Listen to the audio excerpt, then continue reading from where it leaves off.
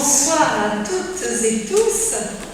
Ça me fait tout drôle, tiens, d'être dans cette position de conférencière.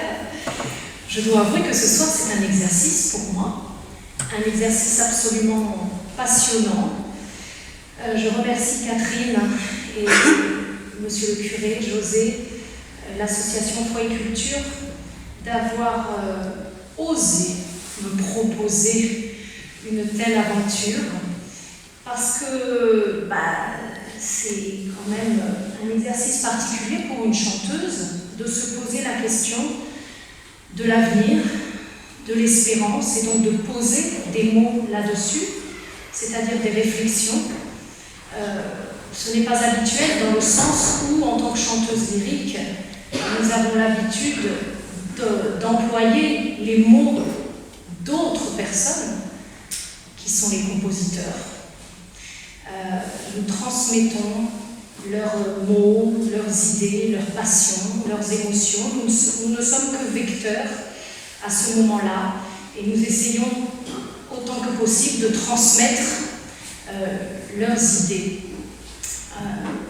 Donc ce soir, c'est vraiment particulier parce que ce sont mes mots à moi que je dois poser sur l'espérance, sur l'avenir. Cela m'a demandé beaucoup de réflexion, un travail en amont, des recherches. Et c'est par cela d'ailleurs que j'aimerais commencer, c'est-à-dire comment j'ai débuté ce travail de conférence chantée. Car ce soir, c'est bien ceci que vous allez voir et entendre. D'un côté, des paroles, des réflexions, et de l'autre, ce sera illustré par quelques morceaux que j'ai choisis. C'est moi ce soir qui m'accompagne au piano. Vous allez tout de suite entendre que je ne suis pas pianiste, n'est-ce pas? Mais ce n'est pas le thème de ce soir. Ce soir, nous sommes dans la simplicité, nous sommes dans l'humilité, et ce ne sera que pour soutenir ma voix et les paroles des compositeurs. Donc je vous remercie aussi pour votre compréhension. Comment j'ai voulu aborder ce projet? Eh bien, je me suis tout d'abord tournée vers des auteurs, puisque moi-même, n'ayant pas d'idée précise de ce qu'était l'espérance, parce que c'est un grand mot, l'espérance, plus grand même que le mot espoir. Espoir est un mot plus court, qui semble être ponctué dans un instant présent, alors que l'espérance, déjà par le mot lui-même, indique quelque chose de beaucoup plus profond et qui demande véritablement une réflexion. Je suis donc allée à la rencontre de certains auteurs, tout simplement sur Internet. Je posais mes questions, et puis j'ai découvert des citations, et notamment des citations qui m'ont parlé et qui ont éveillé, en tout cas en moi, des idées pour pouvoir parler de ce thème. Et avant tout, il est intéressant de savoir quelle est la définition de l'espérance. Ça a l'air complètement bête, mais moi j'ai commencé par ça, vous voyez. Alors je vais vous la donner, vous prenez des notes. Il y a un contrôle. Attention. La définition de l'espérance, c'est un sentiment qui fait entrevoir comme probable la réalisation de ce que l'on désire. Ça fastoche déjà. Vous voyez la complexité. Mais ce qui est intéressant dans cette définition, c'est que c'est une porte, finalement, entrebâillée, l'espérance, qui ne demande qu'à être ouverte. Voilà, parce que probable ne veut pas dire impossible. Alors ce soir, nous allons ouvrir cette espérance, et notamment mon espérance, mon idée de l'espérance. Et donc pour cela, nous allons... c'est compliqué.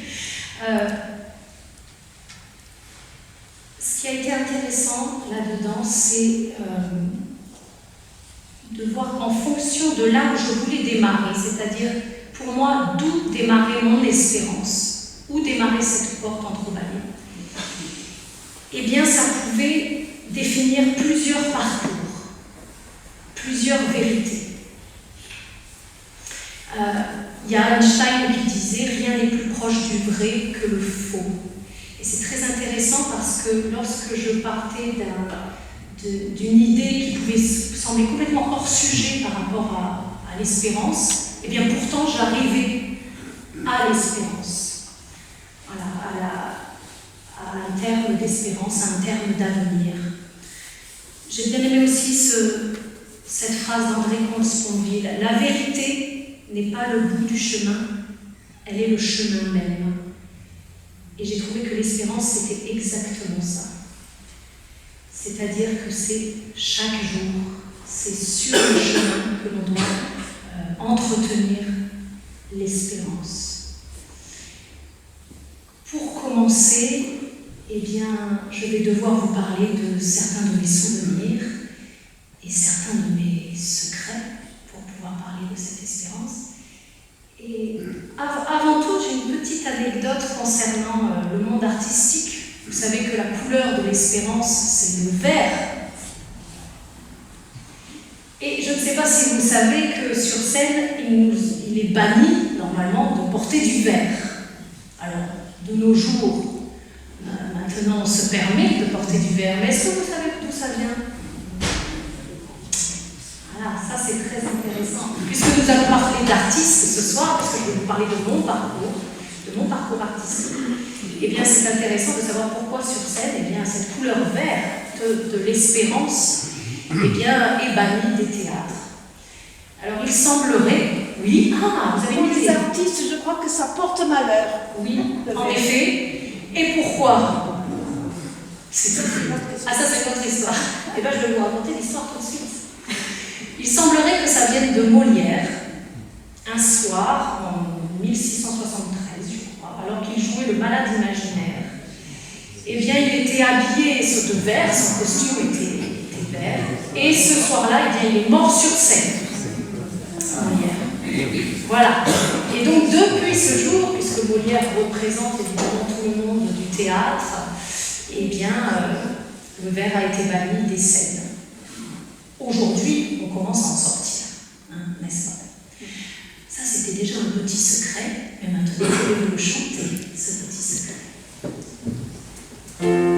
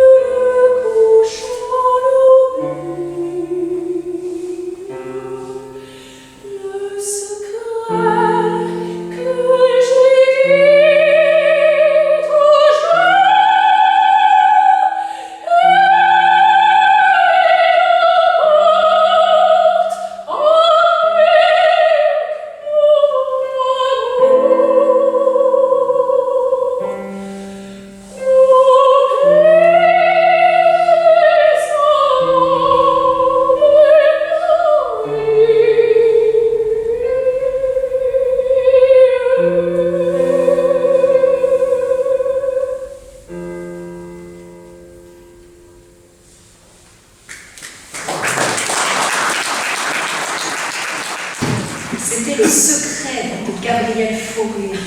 Voilà.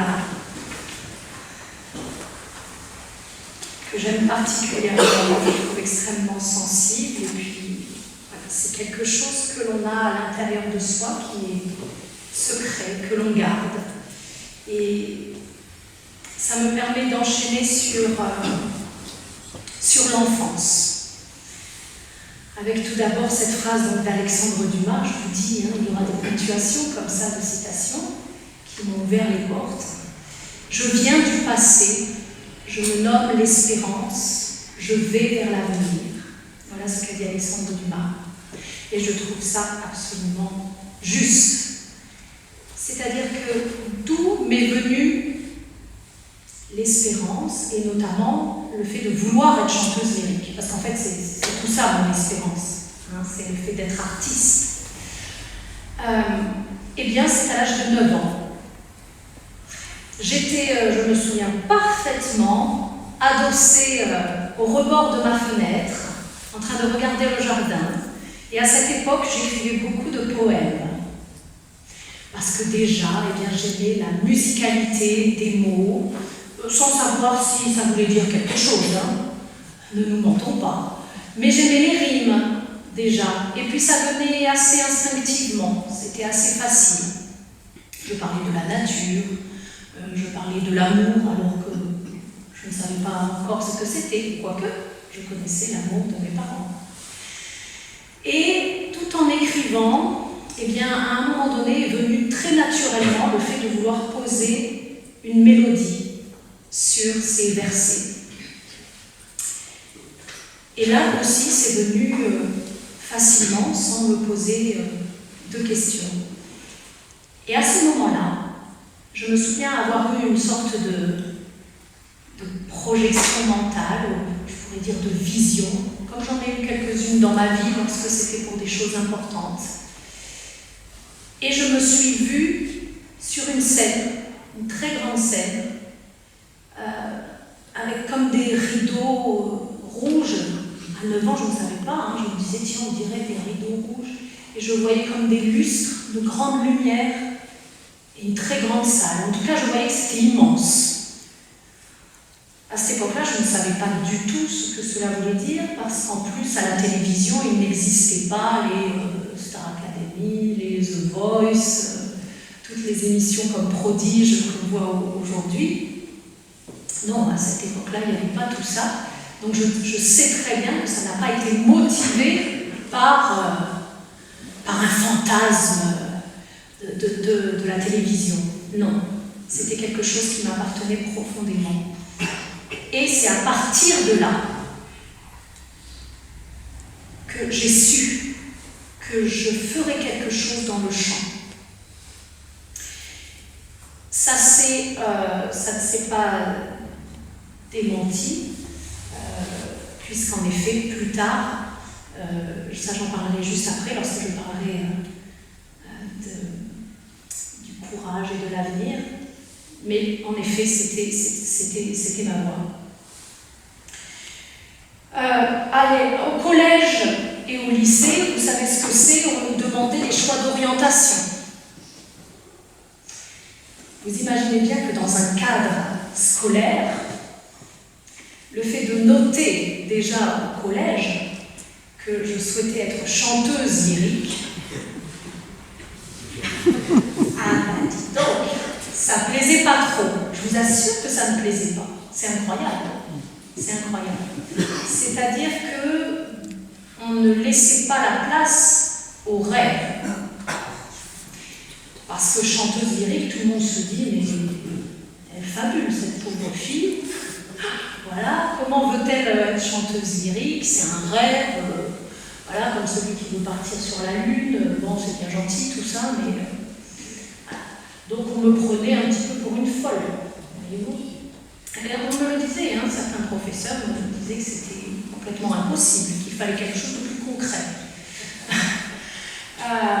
Et c'est très drôle parce que quand je parle de folie, ma tessiture actuelle en tant que soprano lyrique léger, eh bien c'est de chanter les rôles de folle, justement.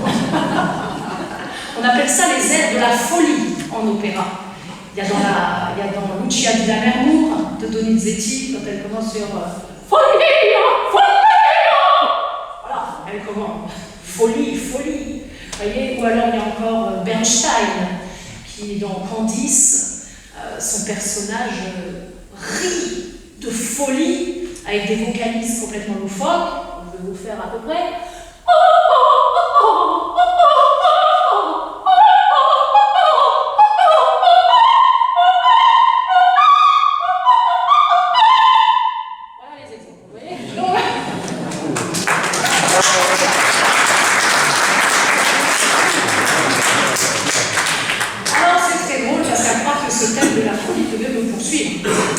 N'est-ce pas? L'espérance est peut-être une folie, mais c'est une folie qui peut être tout à fait réalisable, comme on a vu, c'est probable. C'est probable, probable. Et pour pouvoir y arriver d'ailleurs, il faut y croire. Il n'y a pas le choix. Croire en son espérance, croire en ses rêves, croire en cette folie, mais s'en donner les moyens.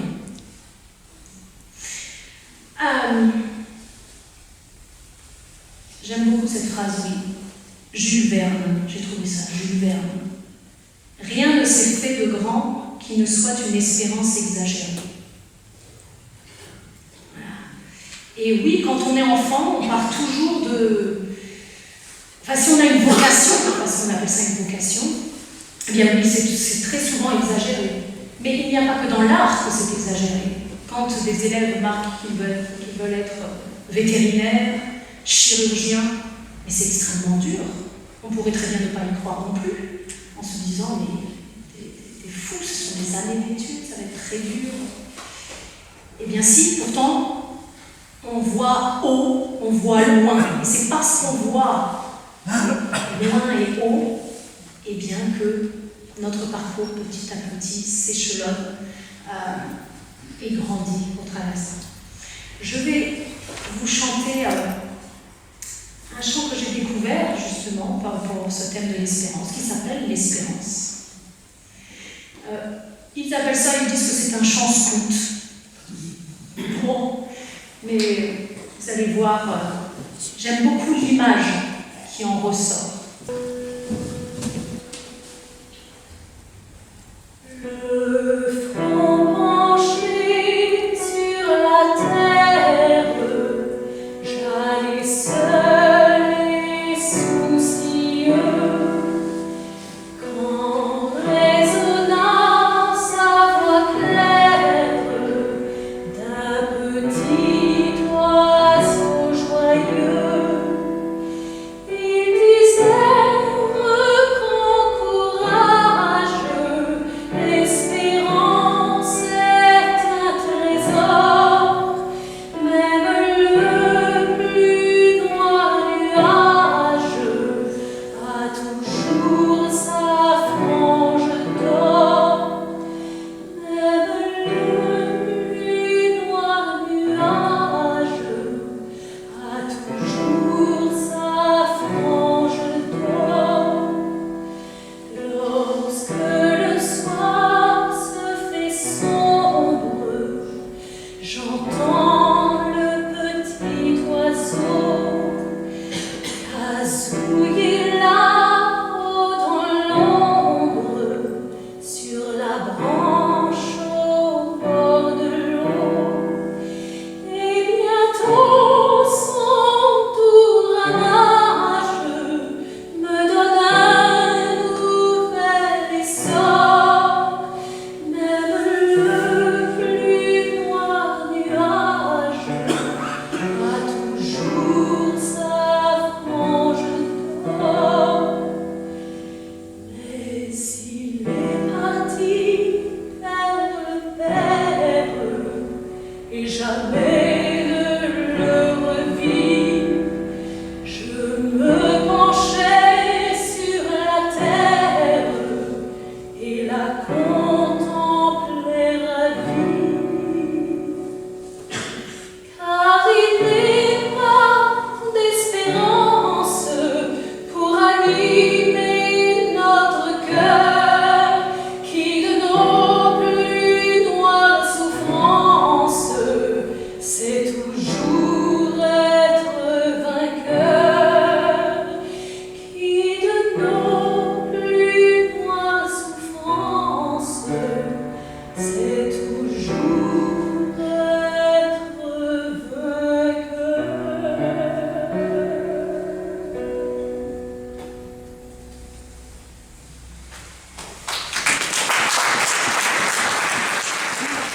que j'aime bien là-dedans, c'est l'image du petit oiseau. Mais pourquoi? Pourquoi ce chant m'a plu? Pourquoi l'image du petit oiseau m'a plu? Eh bien parce que de l'enfance jusqu'à aujourd'hui, sur mon parcours de chanteuse lyrique, et vous aurez tous remarqué, parce que ça nous arrive à tous, d'avoir justement des moments d'espérance et des moments de doute, où on aurait presque envie d'abandonner, d'ailleurs. Quand j'étais petite, cette vision que j'ai eue, cette espérance que j'ai eue d'arriver à faire de cette vision une réalité, eh bien c'était ce petit oiseau. Ce petit oiseau qui semblait tout proche de moi. Parce que quand on est enfant, tout nous semble accessible. On y croit. Et il faut être d'ailleurs bien entouré, et c'est important de sentir qu'autour de nous pousse à ça. Pourquoi? Parce que c'est une façon de s'accomplir. Si on nous brime, si on nous brise, on peut passer à côté de ce que nous sommes réellement. Tout au long de mon parcours, eh bien, il y a des moments où cet oiseau est parti. Il s'est envolé. Lorsque dans des concours, dans des concerts, eh bien, je n'ai pas réussi. Quand je n'étais pas bien, c'est-à-dire ma gorge ne répondait pas, j'ai été malade à de nombreux concerts.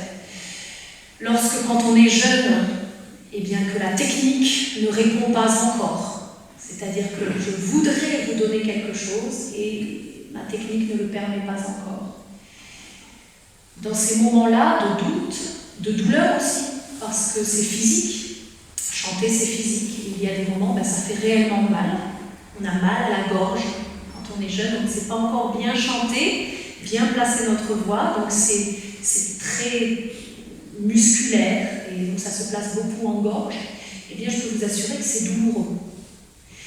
À combien de concerts je suis sortie en pleurant? Une fois dans la voiture de mes parents, et rentrée à la maison, parce que je vous dis ça, moi j'ai commencé les concerts, je devais avoir 15 ans, j'ai commencé les cours de chant à l'âge de 13 ans. Et donc à cet âge-là, eh bien, quand on rate quelque chose et qu'on a mal et qu'on n'arrive pas à transmettre ce que l'on souhaite, c'est comme n'importe quel enfant qui voudrait parler et qui n'arrive pas à dire ce qu'il souhaite, alors qu'il a des douleurs, des joies qu'il aimerait transmettre. Eh bien, moi, c'était par la voix, lors de concerts, donc face à un public, c'est-à-dire face à une confrontation. Et bien dans ces moments-là, le petit oiseau s'en va. Ce qui a toujours fait revenir l'oiseau, ce sont les encouragements. À chaque fin de concert, malgré tout, le public venait me voir. Une certaine partie du public, ceux qui n'avaient pas apprécié, ils n'étaient pas là. Mais en tout cas, une partie du public venait me voir et venait toujours me féliciter, me disant que c'était très émouvant ce que j'avais fait, que ça leur avait donné beaucoup d'émotions, qu'ils ont pleuré, etc. Et mes parents, alors mes premiers fans, évidemment, à chaque fois de concert, c'était les larmes aux yeux. C'était magnifique, ma fille. Bon, mais les parents, ça jamais si pour y croire, hein. Mais n'empêche que c'est primordial. C'est primordial. Ce qui fait qu'à chaque fois que je rentrais à la maison et que j'étais en sanglots, mes parents m'ont toujours redonné courage. Le public aussi. Ils m'ont redonné toujours la motivation de continuer alors que je voulais arrêter. Combien de fois j'ai voulu arrêter? Je me souviens très bien que mon père me disait, mais si c'est pour te mettre dans un état pareil, en effet, arrête. Parce que mon père, ça lui faisait du mal aussi de me voir ainsi. C'est pas facile de voir son enfant essayer quelque chose et puis que ça ne lui apporte pas que du bonheur, ça lui apporte aussi beaucoup de souffrance. Et en fait, à chaque fois qu'il me disait ça, ça me reboostait finalement et je me disais, Mais non, en fait, je ne peux pas arrêter. Les fois où j'ai voulu arrêter, je sentais comme si la vie, le destin me donnait, vous savez, un coup de pied aux fesses. Je le sentais, physiquement, je sentais, paf, non, tu vas y aller. C'est pour dire qu'en fait, une espérance, eh bien, on n'a pas le choix. On n'a pas le choix que de la suivre, cette espérance. Il y en a qui vont nous dire, oui, mais l'espérance, c'est bien joli, tout ça, mais t'es passive. T'es passive. Tu espères, c'est tout. Tu espères accéder à cette étoile, tu espères. Voilà. Mais là où je rejoins, c'est qu'en effet, il ne faut pas être passif. Une espérance, ça demande de l'implication. Ça demande des choses concrètes. Voilà. Moi, j'ai passé très vite des concours et j'ai très vite fait des concerts parce que j'ai compris qu'il fallait se confronter. Chaque confrontation me permettait de remettre en question mon espérance. C'est-à-dire, est-ce qu'elle est véritable? Est-ce que je suis vraiment à ma place? Est-ce que cette espérance, elle vaut la peine de faire ce tel parcours? De vivre toutes ces joies, mais aussi toutes ces douleurs? C'est avoir foi. Avoir foi en son espérance, avoir foi en son enfance. C'est une sorte de fidélité. Être fidèle à ce que l'on a vu, ce que l'on a ressenti enfant. Et chaque adulte devrait garder en lui justement cette part d'enfance, ne pas oublier ce qui nous a porté. Qu'est-ce qui a fait notre parcours? Il y en a certainement d'entre vous qui ont été brimés, voilà, et qui avaient une espérance et qui finalement ont suivi la voie de ce que leur indiquaient leurs parents, leurs amis, leurs professeurs. Parce que tu es bon là-dedans, alors vas-y, mais ça, non, ça oublie. Il y en a qui passent des vies comme ça et en fait qui regrettent. Moi, dans mes élèves, j'en vois plein qui arrivent.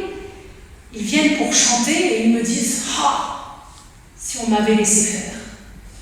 Ça ne veut pas dire qu'ils en auraient fait quelque chose. Mais en tout cas, il y a une partie d'eux qui avait besoin d'être entendue. J'aime beaucoup ce texte de Charles Baudelaire que j'ai trouvé. Et c'est pour vous dire à quel point cette espérance nous suit, cette vocation nous suit. Là, c'est une métaphore avec la lune. Et moi, la lune, je l'ai prise comme étant l'espérance. Voilà, cette vision. Et voilà ce qu'il dit, ça s'appelle les bienfaits de la lune. Charles Baudelaire, dans le recueil Le spleen de Paris. Il dit ceci. La lune, qui est le caprice même, regarda par la fenêtre pendant que tu dormais dans ton berceau. Et elle se dit, cet enfant me plaît. Et elle descendit moelleusement son escalier de nuages et passa sans bruit à travers les vitres. Puis elle s'étendit sur toi avec la tendresse souple d'une mère et elle déposa ses couleurs sur ta face. Tes prunelles en sont restées vertes et tes joues extraordinairement pâles. C'est en contemplant cette visiteuse que tes yeux se sont si bizarrement agrandis. Et elle t'a si tendrement serré à la gorge que tu en as gardé pour toujours l'envie de pleurer. Ben vous voyez, moi ça, quand je dis ça, je fais forcément le parallèle avec cette vocation, avec cette espérance. C'est-à-dire que c'est quelque chose qui nous a choisis. On est tous faits pour quelque chose. On est tous choisis pour quelque chose. Encore faut-il l'entendre. Encore faut-il l'avoir vu, l'avoir senti. Donc d'être ouvert, d'être à l'écoute. L'espérance demande de l'écoute. Une vocation demande de l'écoute.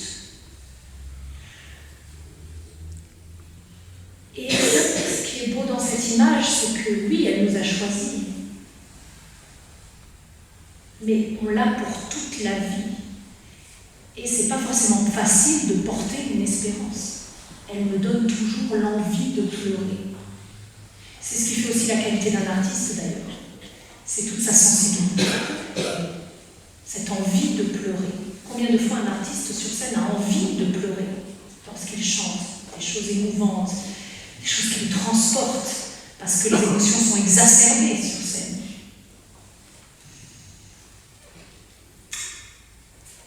Ça m'a déconcentrée. Oui, c'est là où on voit que je ne suis pas habituée à l'exercice, parce que par contre, une personne qui sort pendant que je chante, je ne la vois même pas.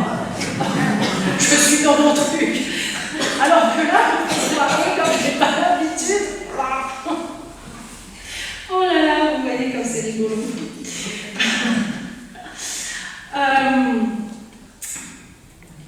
Oui, donc j'aime bien. Plus tard, en fait, Baudelaire, dans cette même œuvre, il dit « Et toute cette lumière vivante pensait et disait « Tu subiras éternellement l'influence de mon baiser. » Voilà. Eh bien, voilà, moi je vois mon métier comme un baiser, parce que c'est vrai que c'est de la passion, on appelle ça la passion. Eh bien oui, je suis amoureuse du chant, je suis amoureuse de la scène, je suis amoureuse de l'émotion, je suis amoureuse de la transmission, comme un professeur pourrait l'être. Et c'est quelque chose que l'on subit éternellement, voilà, que l'on aura toujours en soi, et c'est pour ça que je n'ai jamais pu arrêter. Enfin, attendez, je parle, on dirait que je suis à la fin de ma vie. C'est pour ça que je n'arrête pas et que je ne pourrai jamais arrêter. Le seul moment où un artiste est capable d'arrêter, eh bien c'est justement lorsqu'il n'a plus foi. Lorsqu'il n'a plus foi en son métier, par les circonstances parfois du métier même, c'est-à-dire qu'on peut être dégoûté aussi de la façon dont les choses se transforment dans le métier. Dans le métier artistique, il n'y a pas que de belles choses, comme dans tout métier. On voit des choses qui nous déplaisent, qui sont perturbantes aussi. On appelle ça les affaires des coulisses, quoi. Ce qui se passe dans les coulisses. Bon, donc ça peut décevoir, c'est ce qui fait qu'on peut ne plus avoir foi. Personnellement, c'est ce qui m'a un petit peu rebuté, par exemple à l'Opéra de Bordeaux, et qui fait que j'ai fait mon temps là-bas et que j'étais heureuse aussi d'en sortir. Voilà, j'ai vu des choses, j'ai compris des choses, rien de perturbant, ne vous inquiétez pas, mais des choses qui n'allaient pas dans ma philosophie de vie, voilà, dans ma vision de l'art. On peut arrêter. Alors parfois, c'est donc, comme je disais, la foi dans son propre milieu, mais parfois c'est la foi en soi. C'est-à-dire quand on voit que ce que l'on donne n'est plus à la hauteur de ce que l'on espérait. Alors c'est dommage d'arrêter quand on est jeune, de perdre la foi quand on est jeune. Mais quand on a fait son temps, ça peut plus se comprendre. Combien de fois, j'imagine que vous vous êtes dit, mais pourquoi cet artiste, il n'arrête pas? Franchement, on entend comment il chante maintenant, ça doit... il ferait mieux de s'arrêter. Bon, ben ces gens-là, ils ne s'arrêtent pas. Pourquoi? Parce qu'ils ont encore foi. Ils ont encore foi dans leur métier, en ce qu'ils ont à transmettre. Voilà.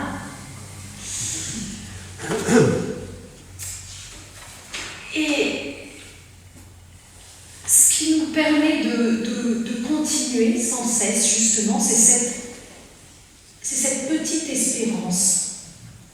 C'est-à-dire que je me souviens avoir fait un concert il y a 2 ans de ça, où j'ai été très très perturbée, parce que pendant ce concert, je perdais ma voix. C'est-à-dire, j'ai commencé le concert, tout allait très bien, et au milieu, je commençais à sentir que je n'avais plus de résonance. Donc dès lors que je n'ai plus de résonance, ce sont mes enceintes à moi. C'est comme si on m'enlevait le micro. Vous m'entendez plus? Voilà. Eh bien, ça fait peur pour un artiste qui est sur scène, de sentir sa voix qui lui échappe. Encore une fois, ce jour-là, le petit oiseau commençait à s'en aller. Vous voyez? J'avais qu'une seule envie, c'était de sortir de scène, de dire au public, excusez-moi, je perds ma voix, je Je ne peux plus continuer, j'arrête. Pardonnez-moi, le concert s'arrête là. J'ai failli le faire, hein. Je vous assure que j'ai failli le faire. Je ne me suis pas permise parce que j'étais accompagnée par Mélina Burlot, justement, et je ne pouvais pas me permettre pour elle. Je ne sais pas si ça avait été mon compagnon, Adrien Régnier, peut-être que je me serais permise, voilà, parce que je suis en famille, et que j'aurais dit non, mon loup, je ne peux pas,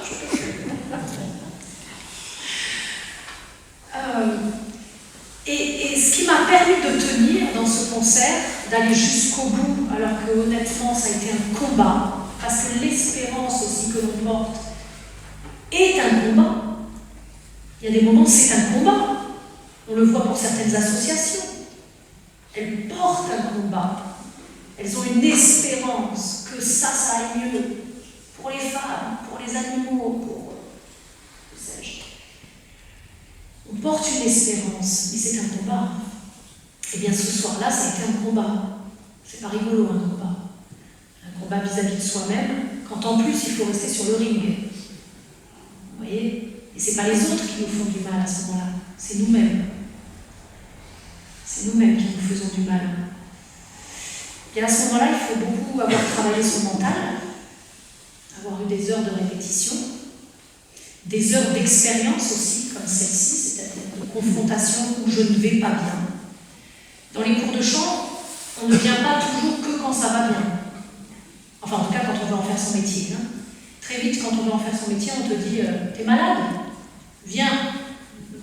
Mais ça va rien donner, je t'assure. Viens quand même. Parce qu'au travers de la maladie, eh bien, on va beaucoup plus loin en soi, on découvre d'autres choses, et surtout, on découvre des issues de secours. Parce que sur scène, il ne faut pas croire qu'on est toujours à 100%. Hein. Loin de là. Même les très grands artistes le diront. C'est Renée Fleming, la grande chanteuse lyrique, qui disait que lorsqu'elle chante, sa technique lui permet de pouvoir... comment dit-on ? Elle disait que dans 99% des cas, quand elle est sur scène, elle n'est pas bien. Vous vous rendez compte ? C'est Renée Fleming qui le dit. Je ne sais pas si vous connaissez cette extraordinaire chanteuse lyrique. Voilà, donc tout ça, ça se travaille, c'est-à-dire qu'il y a un côté mental. Et donc cette petite espérance, à ce moment-là, l'espérance n'est pas grande, comme quand on est enfant, toute petite. Il ne nous reste pratiquement rien de cette espérance, mais pourtant il faut aller la chercher, il faut aller la puiser, cette petite espérance. Ça veut dire qu'en fait, ça nous apprend quoi ? Ça nous apprend qu'il ne faut jamais abandonner. Là, j'ai été obligée de ne pas abandonner. Je ne pouvais pas sortir de scène. Et moi, je fais le parallèle entre la scène et la vie. La vie, c'est une scène. On est tous artistes dans cette scène-là. Eh bien, on ne peut pas abandonner. Il y a des moments difficiles, des moments très difficiles. On va tomber bas. Ça va être un grand combat. Parfois vis-à-vis des autres, parfois vis-à-vis de soi-même. Combat vis-à-vis des autres, quand par exemple je suis en concours et que on est 100, il faut faire sa place, c'est un combat aussi vis-à-vis des autres. Mais il faut toujours aller puiser cette petite espérance. Et je parle de cette petite espérance parce que c'est Charles Péguy qui en parle. Et je vais vous lire ce petit passage de Charles Péguy, la petite espérance. C'est très très beau. Écoutez-vous ça. Ce qui m'étonne, dit Dieu, c'est l'espérance. L'espérance est une petite fille de rien du tout, qui est venue au monde le jour de Noël de l'année dernière. C'est cette petite fille pourtant qui traversera les mondes. Cette petite fille de rien du tout. Elle seule, portant les autres, qui traversera les mondes révolus. La foi va de soi, la charité va malheureusement de soi. Mais l'espérance ne va pas de soi. L'espérance ne va pas toute seule. Pour espérer, mon enfant, il faut être bien heureux. Il faut avoir obtenu, reçu une grande grâce. La foi voit ce qui est, La charité aime ce qui est.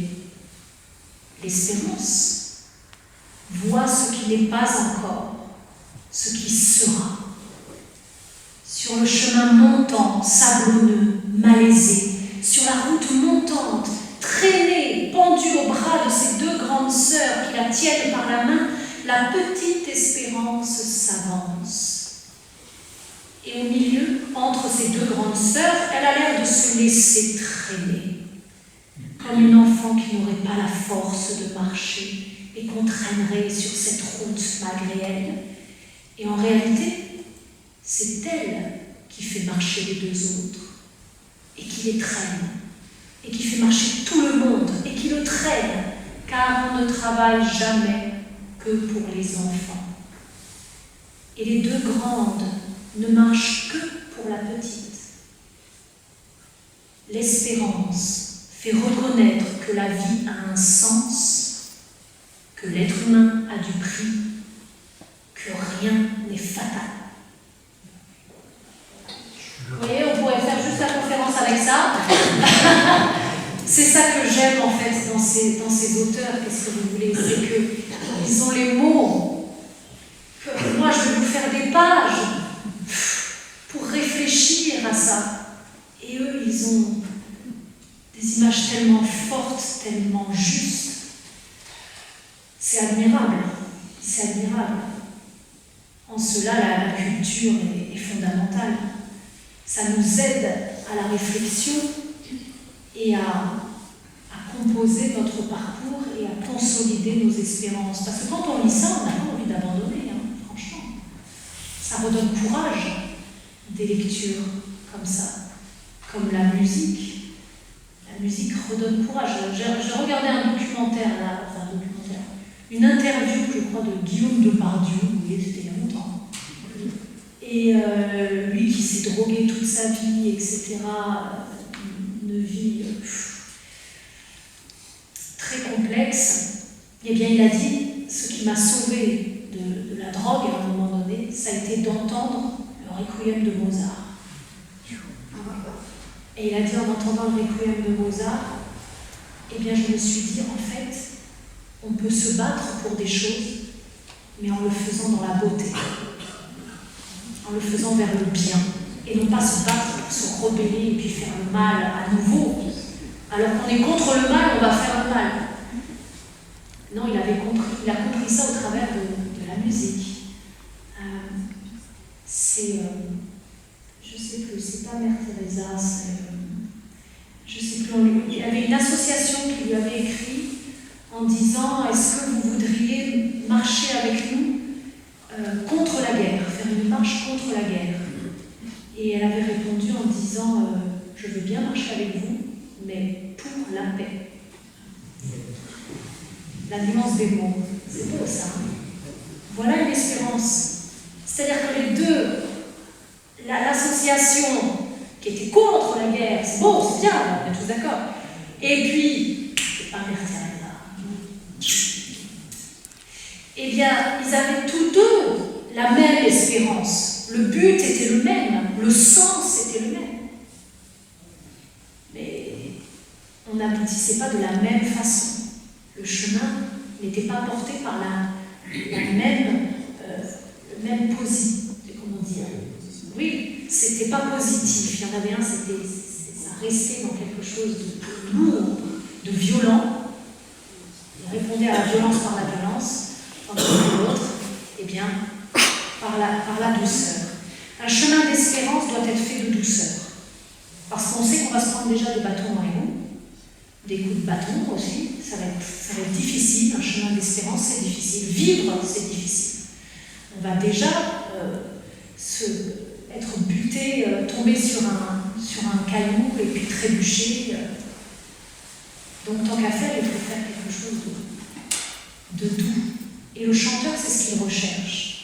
Comme tout artiste d'ailleurs, comme tout athlète, même, je dirais, pour pouvoir tenir dans le temps, il est obligé de faire en sorte que son art soit doux et de se respecter lui-même.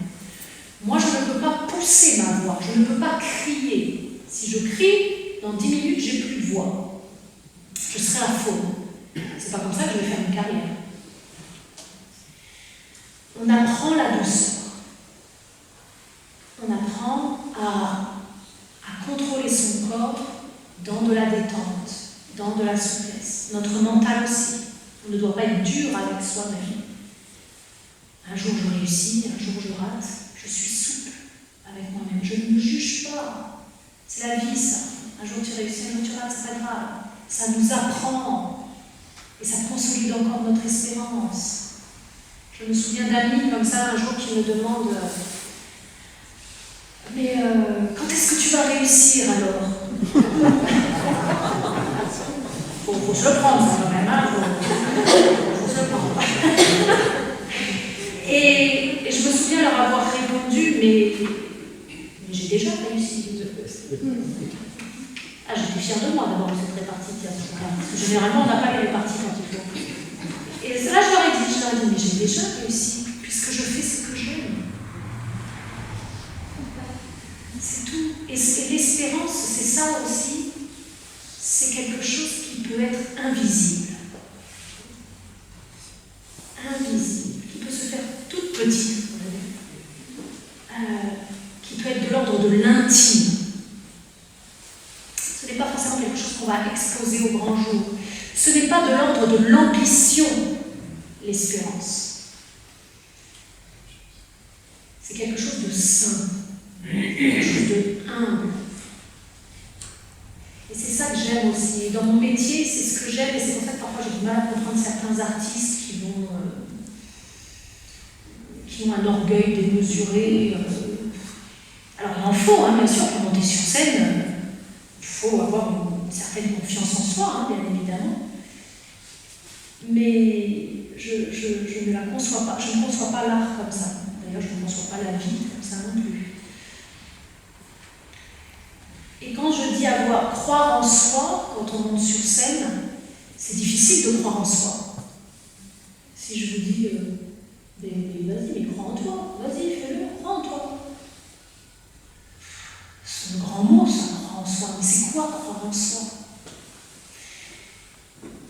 Ce qui va me permettre de croire en moi, c'est-à-dire de croire en ma vision que j'ai eue petite et avec laquelle je suis fidèle, eh bien c'est parce que j'aurai construit ma mallette d'outils. Vous voyez, moi j'ai cette image-là, la mallette à outils. C'est-à-dire que lorsque je monte sur scène, ce qui me donne confiance, c'est cette mallette que j'ouvre et où je vois tout ce que je peux utiliser, que j'ai travaillé depuis des années. Là, je vais prendre le calme. Là, je vais prendre la respiration parce que j'en ai besoin. Là, je vais prendre la concentration parce que j'en ai besoin. Là, je vais prendre des choses plus techniques, après du chant, je vais penser au-dessus du palais. Là, je vais penser à détendre ma mâchoire. Là, je vais penser à davantage articuler. Là, il faut absolument que je pense à faire travailler ma sangle abdominale. Attention, tu n'es plus en rythme, sois à l'écoute du piano. C'est cette mallette technique qui me donne confiance. Et cette mallette technique, elle fait partie de moi. Donc là, oui, je peux croire en moi. Et je crois en moi parce que j'ai l'expérience et que j'ai toujours cette petite mallette à outils sur moi. On a tous une petite mallette à outils. Il ne faut pas oublier que vous l'avez, hein. Elle est juste là. Voilà. C'est l'expérience. Enfin, je vais quand même vous le relire parce que c'est ce qui motive un chanteur. C'est d'avoir ses ailes de géant. Je vous le relis juste pour ça. Souvent, pour s'amuser, les hommes d'équipage prennent des albatros, vastes oiseaux des mers, qui suivent indolents compagnons de voyage, le navire glissant sur les gouffres amers. À peine les ont-ils déposés sur les planches que ces rois de l'azur, maladroits et honteux, laissent piteusement leurs grandes ailes blanches comme des avirons traînés à côté d'eux. Ce voyageur ailé, comme il est gauche et veule, lui n'a guère si beau qu'il est comique et laid. L'un agace son bec avec un brûle-gueule, l'autre mime en boitant l'infirme qui volait. Le poète est semblable au prince des nuées, qui hante la tempête et se rit de l'archer. Exilé sur le sol au milieu des huées, ses ailes de géant l'empêchent de marcher.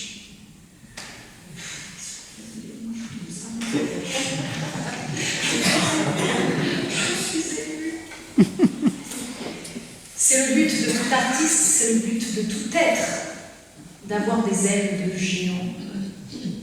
Voilà. On peut y arriver,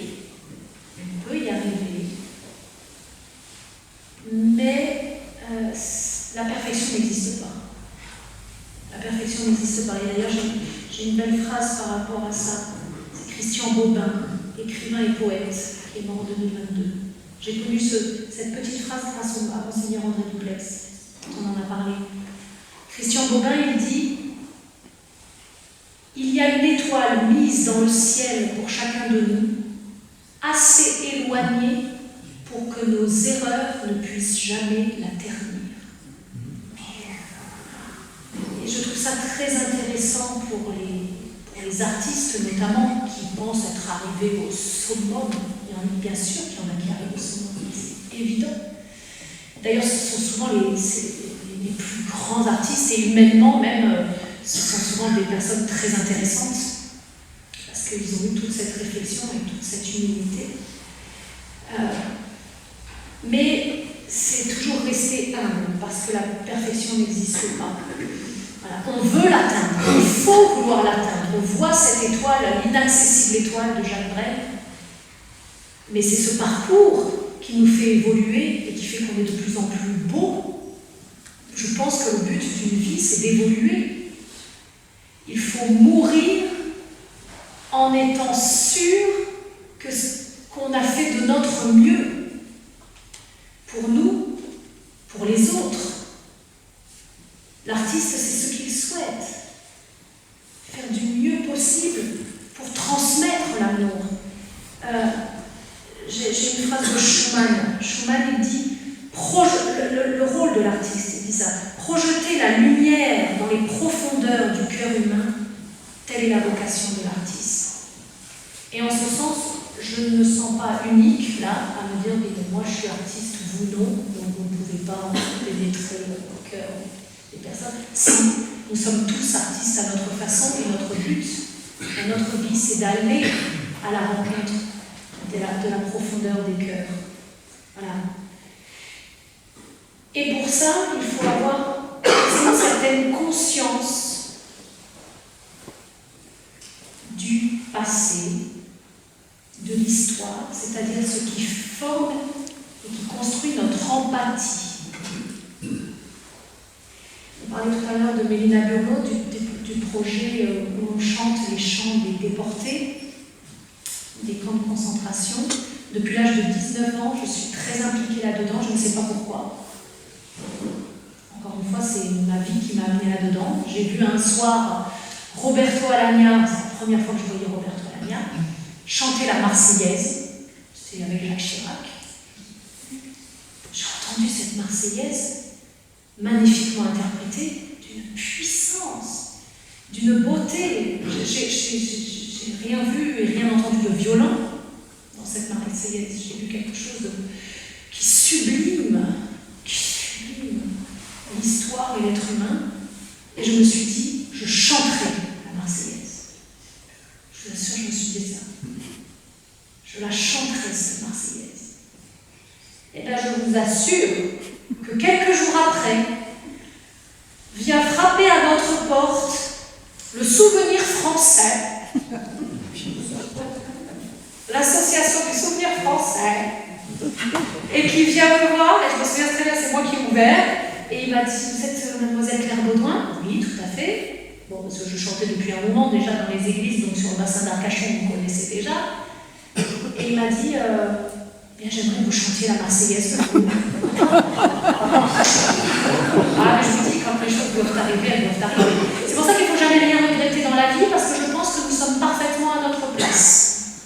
Il ne faut pas finir aigri. Il y a plein d'artistes qui finissent aigris. Pourquoi? Parce qu'on a porté notre espérance tellement haut et qu'on n'est pas arrivé à cette étoile-là. Et bien du coup, on est aigri, on n'est pas bien. On va être pas sympathique avec les élèves qui vont venir chanter puis qui sont parfois meilleurs que toi. Le but d'un élève, c'est d'être meilleur que son maître.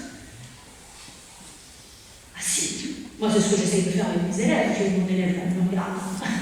Mais moi, je vous donne autant que pour moi. Quand j'ai des adolescentes, je leur donne tout pour que... Mais si vous pouvez aller plus loin que moi, mais allez plus loin que moi. C'est ça le but aussi de la transmission. L'espérance, c'est de l'ordre de la transmission. Si moi, je n'ai pas réussi, là où j'aurais espéré, mais toi, tu vas peut-être y arriver. En tout cas, je te donne tout pour que ton chemin soit le plus facile possible. T'ouvrir les chemins. Avoir cette conscience du passé, des expériences, de l'humanité, c'est ce que je vais vous chanter. C'est pas très gai. C'est Jean Ferrat, Nuit et brouillard. C'est pas gai du tout. Mais c'est important. Et c'est moi ce qui me porte. Et c'est, comme je vous dis, c'est dans ma vie, c'est mon chemin. Je dois chanter pour ces déportés, pour cette époque. Je ne sais pas pourquoi. Et grâce à eux et grâce à cette expérience, eh bien, quand je vais sur scène, je sais où est ma place. Si vous la connaissez et que vous voulez chanter, et oui, c'est ça aussi l'espérance. Ça se partage. Voilà, ça se partage. Ils étaient 20 et 100, ils étaient des milliers. Les émeutes tremblants dans ces vagues plombées qui déchirent la nuit de leurs ongles battants. Ils étaient des milliers, ils étaient 20 et 100. Ils se croyaient des hommes, n'étaient plus que des noms. Depuis longtemps leur vie avait été traitée. Dès que la main retombe, il ne reste plus nom. Il ne devait jamais plus revoir l'été. La fuite monotone et sans hâte du temps, survivre encore un jour, une heure obstinément. Combien de tours de route à briser de départ, qui n'en finissent pas de distiller l'espoir. Il s'appelait les Jean-Pierre, Natacha ou Samuel, certains priaient Jésus, Jéhovah ou Vishnu, d'autres ne priaient pas, mais qu'importe le ciel, ils voulaient simplement ne plus vivre à genoux. Ils n'arrivaient pas tous à la fin du voyage. Ceux qui sont revenus peuvent-ils être heureux? Ils essaient d'oublier et donner qu'à leur âge, les veines de leurs bras soient devenues si bleues. Les Allemands guettaient du haut des Miradors, la lune se taisait comme vous vous taisiez, en regardant au loin, en regardant dehors, votre chair était tendre à leur chien policier.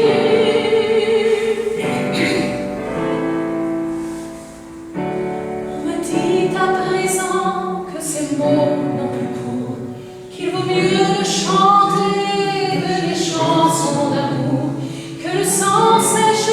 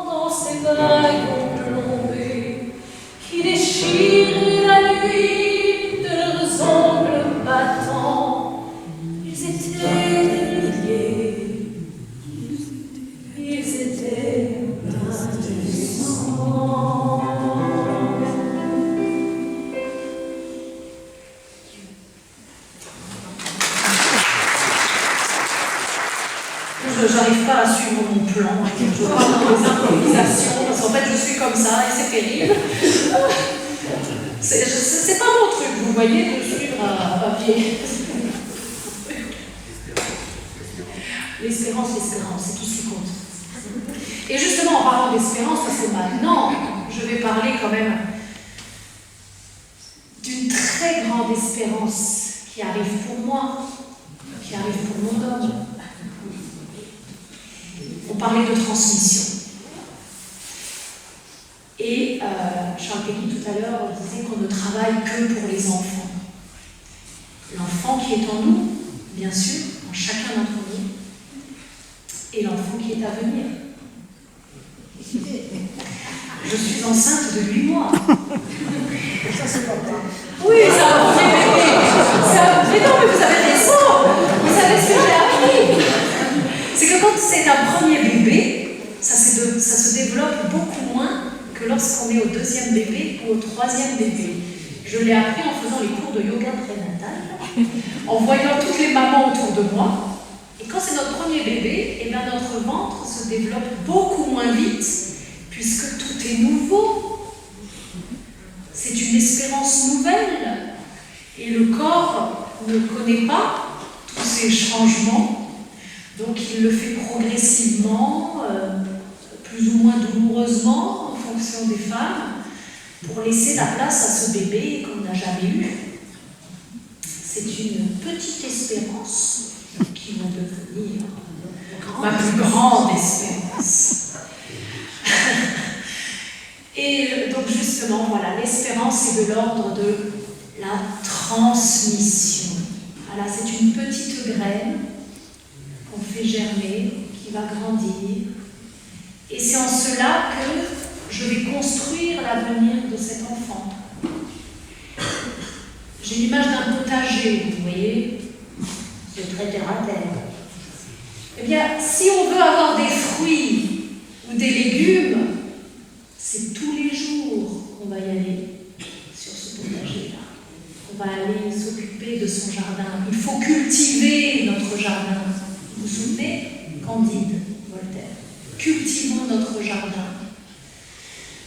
Pour l'avenir, il faut avoir foi, il faut avoir espérance. Celui qui travaille son jardin, son potager, eh bien, il a l'espérance que ça donnera de beaux fruits, de beaux légumes. Si on n'y croit pas dès le départ, c'est évident que je ne vais pas m'en occuper. Donc, c'est même pas la peine d'espérer d'avoir de beaux fruits, si tu ne fais pas chaque jour quelque chose pour ça.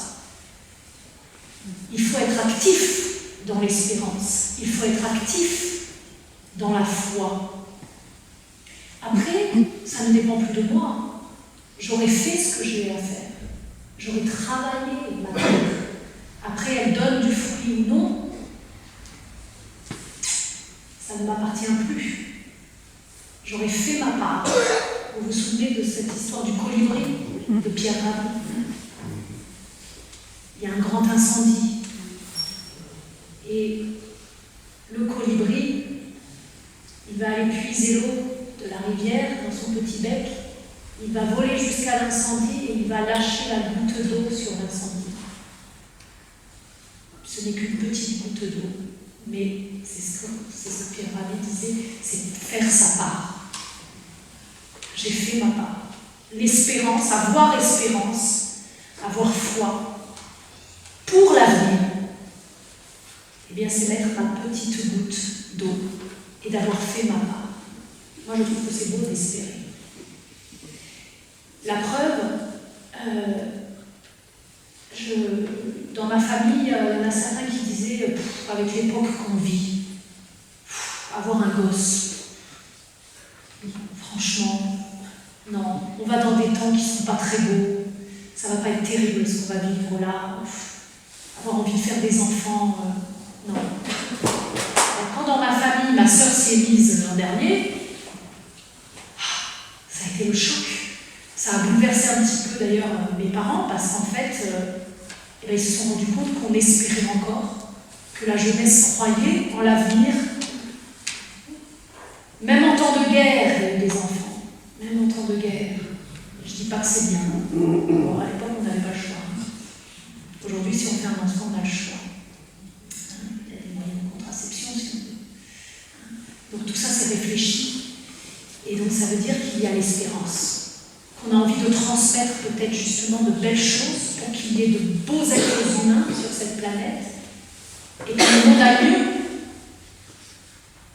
Ma mère, elle travaille dans un milieu où, en fait, mes parents, depuis 20 ans maintenant, ils accueillent des enfants à la maison. Des enfants qui ont été abandonnés, des parents qui sont alcooliques, etc. Ils ne peuvent plus s'en occuper. Ces parents-là font des tonnes d'enfants. Ils ne s'arrêtent pas. Ils en font un qui va être adopté, ils en font un deuxième qui va être adopté. Ils en font un troisième qui, dès l'âge de 6 mois, va être adopté, etc. Ils ne s'arrêtent pas.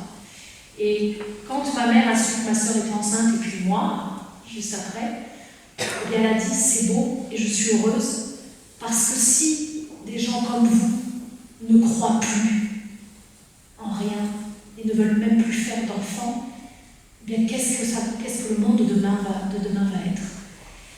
Je ne dis pas que les petits-enfants qui ont été adoptés ne sont pas bien, hein, absolument pas. Ils sont des enfants absolument adorables et qui ne demandent qu'à être aimés. Mais il y a des failles dans l'amour, justement. Ils n'ont plus confiance. Ils ont de grandes lacunes encore pour écrire, pour s'intégrer dans la société. C'est compliqué pour eux. Bref, il y a du travail. Il y a du travail. Et demain, ce sont des gens qui iront voter. Voilà. Donc, l'importance de croire. Et moi, pour mon petit bébé, je vais chanter une petite berceuse de Brahms.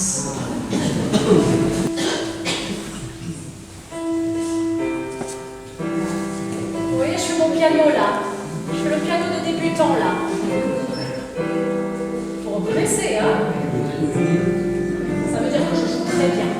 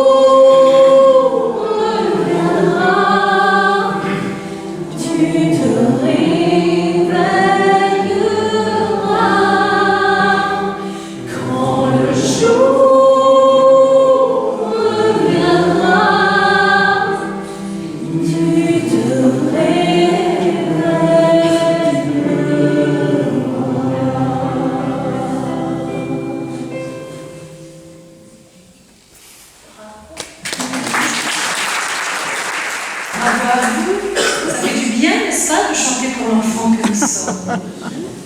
Mais oui, pour tous les enfants à venir. Conclusion. Un chemin d'espérance, un avenir, eh bien, ça se construit avec beaucoup de courage. Il faut beaucoup de courage. Il faut beaucoup de foi. Il faut être bien entouré.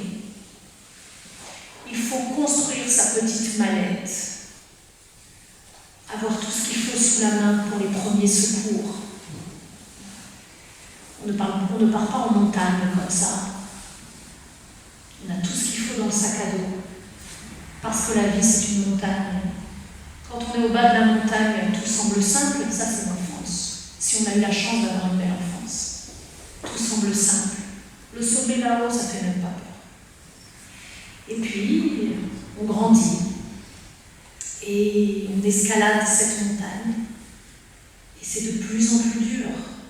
Et en même temps de plus en plus beau, car on a des points de vue extraordinaires, des paysages magnifiques. On va rencontrer des êtres sur le chemin qui vont nous faire grandir, soit qui vont nous empêcher d'avancer, nous ralentir aussi, ou au contraire nous pousser. Ce qui compte, c'est de ne pas perdre de vue le sommet, de ne pas en avoir peur. On y va chacun à son rythme, en douceur, pour ne pas se fouler la cheville, pour ne pas finir épuisé, à ne plus arriver à respirer. Je nous souhaite à tous un beau chemin d'espérance, un beau parcours de vie, main dans la main avec vous-même, main dans la main avec les autres, pour un bel avenir. Et je vais vous faire, juste pour terminer, écouter. Cette fois-ci, c'est pas moi qui chante. J'ai trouvé un chant qui s'appelle le chant de l'avenir. Pas faire mieux. C'était dans les années 1930. Et alors vous allez voir, c'est les années 1930. Ça fait un peu comme ça, vous voyez, la campagne militaire. Mais les paroles sont absolument magnifiques, c'est très court. C'est un mélange justement avec tout ce que l'on vient de dire, d'avenir et d'espérance. Laissez-moi juste le temps d'installer ce qu'il faut, en espérant que ça marche tout de suite. Parce que vous voyez, ça c'est moins sûr que la voix. Vous voyez, la voix au moins, je sais que ça marche toujours dans tous les cas. Si jamais vous n'entendez pas, eh ben j'aurais raté ma fin, et puis c'est tout. C'est pas très grave.